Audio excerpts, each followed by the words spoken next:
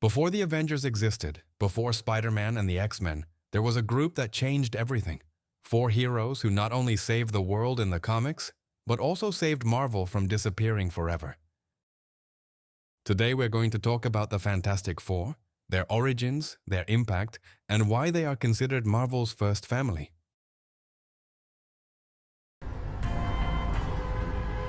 In the late 1950s, Atlas Comics, better known as Marvel, was on the verge of collapse. The superhero boom of the 1940s had faded, and DC Comics dominated the market with characters such as Superman, Batman, and especially the Justice League. Atlas Comics, on the other hand, was barely surviving by publishing monster comics, cheap science fiction, and romance stories. They didn't have a strong superhero who could compete in sales. That's when Martin Goodman, the owner of the publishing house, asked Stan Lee to create a team of superheroes to rival the Justice League. Stan was tired of writing soulless stories and was even about to quit. But his wife Joan convinced him, saying, "Write the story as you would like to read it. If it doesn't work, you were already thinking of quitting anyway." With that freedom, Lee teamed up with legendary artist Jack Kirby. And in 1961, the Fantastic Four were born. Fun fact, thanks to his wife Joan Boocock Lee, Martin Goodman was Stan Lee's cousin-in-law. From the first page, the Fantastic Four were something different. They didn't wear masks, they didn't have secret identities. They were just a family, with their fights, their flaws, and their real problems. Reed Richards, the scientific genius, could stretch himself, but he also made mistakes and often neglected his family because of his work. Sue Storm, the Invisible Woman, was key to the team, but at first she faced the stereotypes of the time. Johnny Storm, the Human Torch, was young, rebellious, and always looking to stand out. And Ben Grimm, the Thing, although he possessed unstoppable strength, suffered because of his appearance and how he perceived himself as a monster. For the first time, readers saw heroes with human flaws, who argued like any family but still stuck together. That made them unique. The comic was an instant success. Fantastic. Four #1 sold thousands of copies and proved to Marvel that there was still room for superheroes, but with a new approach. Thanks to the success of the Fantastic Four, Marvel had the confidence and money to launch new series. Hulk, Iron Man, Thor, the X-Men, Spider-Man, and eventually the Avengers. That's why the Fantastic Four are said to be the cornerstone of the modern Marvel universe. Without them, Marvel would probably have closed in the early 1960s, and we would never have seen the superhero boom we know today. The Fantastic Four also expanded the horizons of comics into science fiction, space travel, parallel worlds, and alien races. In addition, some of the greatest villains in Marvel history were born from its pages.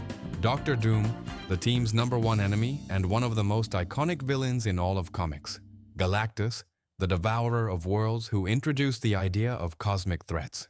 Silver Surfer, who started out as an antagonist and ended up becoming a hero with his own story. His adventures were more than just fights. They were journeys that explored the unknown and thus inspired generations of readers. When Marvel was in financial crisis in the 1990s, it sold the film rights to several characters, X-Men, Spider-Man, Daredevil, Fantastic Four, etc., to different studios. In the case of the Fantastic Four, Constantine Film acquired them first, and then partnered with 20th Century Fox. The contract included a clause: if a film was not produced every few years, approximately 7 to 10 years, the rights would automatically revert to Marvel. That's why, in 1994, Constantine produced an extremely cheap Fantastic Four movie, practically a ghost movie, that was never commercially released just to retain the rights. Later, with Fox, the 2005 and 2007 films were released, which were clearly made with a little more care. And in 2015, the controversial reboot directed by Josh Trank was released, largely to prevent the rights from reverting to Marvel, and it was obvious how bad it was.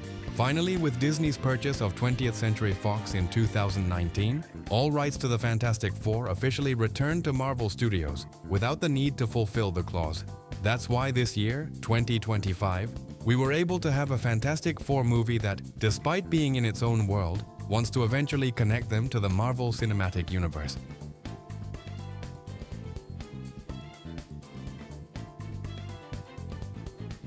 Stan Lee always said that the Fantastic Four were his favorites because they represented a real family. His favorite character was even Silver Surfer because he liked to explore themes such as loneliness, morality, and humanity from an outside perspective. Ben Grimm, the Thing, became one of the first superheroes to show what it meant to feel marginalized because of his appearance, connecting with themes of discrimination and acceptance. The Fantastic Four #1 comic book is now one of the most valuable pieces in comic book history, fetching hundreds of thousands of dollars at auction. In short, the Fantastic Four were not just a successful comic book. They were the group that rescued Marvel, opened the door to the modern superhero era, and laid the foundations for the entire universe we know today in film and television. What do you think? Do you think the Fantastic Four will once again be Marvel's greatest heroes, but now on the big screen? Leave your answer in the comments, subscribe if you like these stories, and see you in the next video.